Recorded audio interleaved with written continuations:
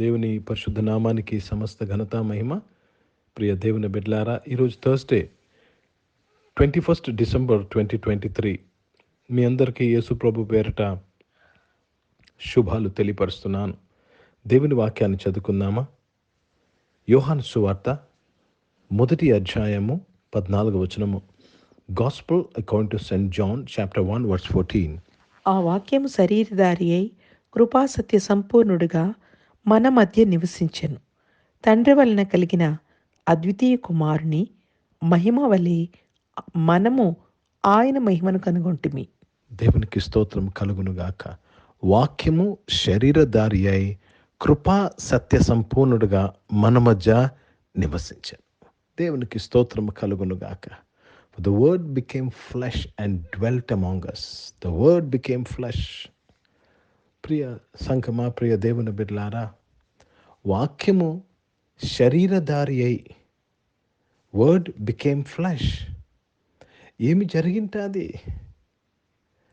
ప్రియ దేవుని బిడ్డలారా, హెవెన్లీ కౌన్సిల్లో, పరలోకపు సభలో, తండ్రి కుమార పరిశుద్ధాత్మలు సభలో మానవులు పాపము కొరకు మానవులు ఇంకా సృజింపబడలేదు, కానీ వారి పాపముల కొరకు ఎవరు వెల చెల్లిస్తారు, మానవుల్ని ఎలాగ తిరిగి విమోచించగలము అని మాటలు వచ్చినప్పుడు, ఆ కౌన్సిల్లో మాటలు డిస్కషన్ వచ్చినప్పుడు, ఎవరు వెళ్తారా అని డిస్కషన్ వచ్చినప్పుడు వాక్యము తీసుకున్న డెసిషన్, నేను వెళ్తాను.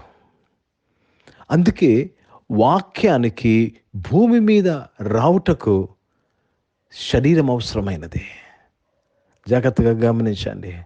వాక్యానికి శరీరము ఎందుకు ఇవ్వబడ్డాదంటే, వాక్యము మానవులను విమోచించుటకు ఒప్పుకున్నారు. ఓ దేవునికి స్తోత్రము కలుగునుగాక.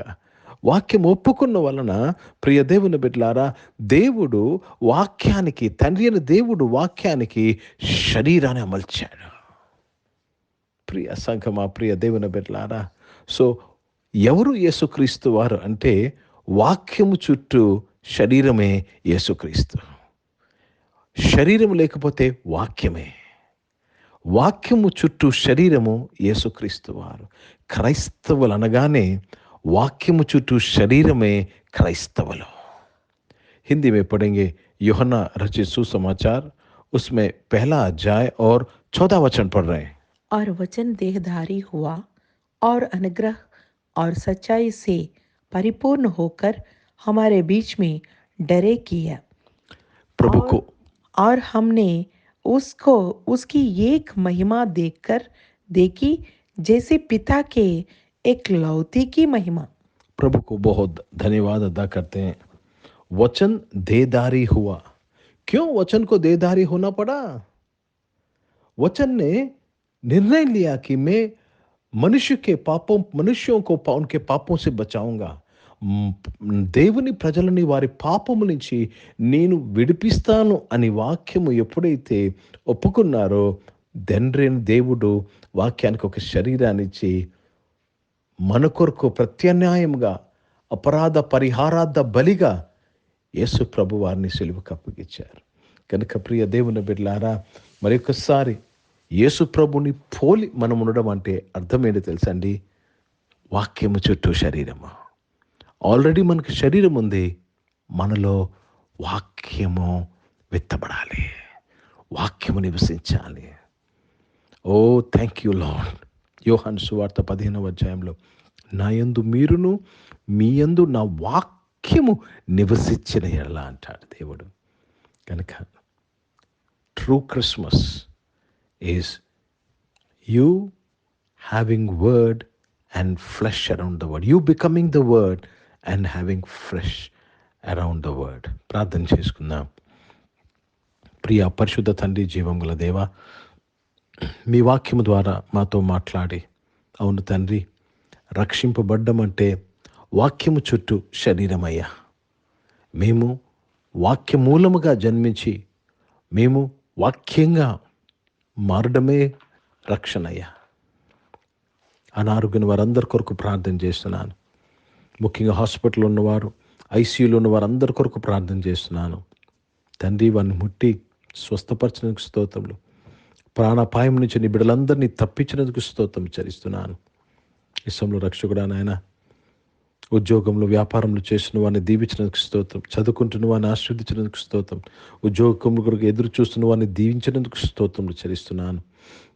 ఈరోజు పుట్టినరోజులు, పెళ్లి రోజులు జరిపించుకున్న వారు దీవించి మీ దయా కిరీటంను ధరింపచేసి, మీ దయలో మనుషుల దయలో వర్ధలింపచేసి కాపాడినందుకు స్తోత్రములు నాయన. దేవా, పరిచయం చేసిన ప్రతి ఒక్కరిని దీవించి బలపరిచినందుకు స్తోత్రములు నాయన. వారి పరిచర్లో ప్రభా నాయన తండ్రి, వాక్యానుసారమైన పరిచర్య కొరకు సహాయం చేయమని ప్రార్థన చేస్తున్నాను. భారతదేశ రక్షణ కొరకు, భారతదేశం యొక్క దేవా బలం కొరకు ప్రార్థన చేస్తున్నా. బ్లెస్ చేసి దేశాన్ని రక్షించినందుకు స్తోత్రములు నాయన. పరిశుద్ధ తండ్రి, జీవం గల దేవా, ఇజ్రాయెల్ దేశం కొరకు, యెరూషలేము యొక్క శాంతి సమాధానం కొరకు ప్రార్థన చేస్తుండగా మీరు దీవించినందుకు స్తోత్రమయ్యా. సహాయం చేయండి. ప్రపంచ దేశాలను దీవించినందుకు స్తోత్రం. యేసుక్రీస్తు పరిశుద్ధ నామమున ప్రార్థనంతయు అడిగి వేడుకొని పొంది ఉన్నాం తండ్రి. ఆమెను. పరలోకమందున్న మా తండ్రి, మీ నామం పరిశుద్ధపరచబడునుగాక, మీ రాజ్యము వచ్చునుగాక, మీ చిత్తం పరలోకమందు నెరవేర్చబడుతున్నట్లు భూమి మీద నెరవేర్చబడునుగాక. మాకు కావలసిన దిన ఆహారమును మాకు దయచేయము. మా ఇళ్ళ అపరాధములు చేసిన వారిని మేము క్షమించిన ప్రకారము మా అపరాధములు క్షమించము. మమ్మల్ని శోధన తెక కీడుని తప్పించము. ఎందుకంటే రాజ్యము, శక్తి, మహిమ నిరంతరం నీవై ఉన్నవి తండ్రి. ఆమేన్.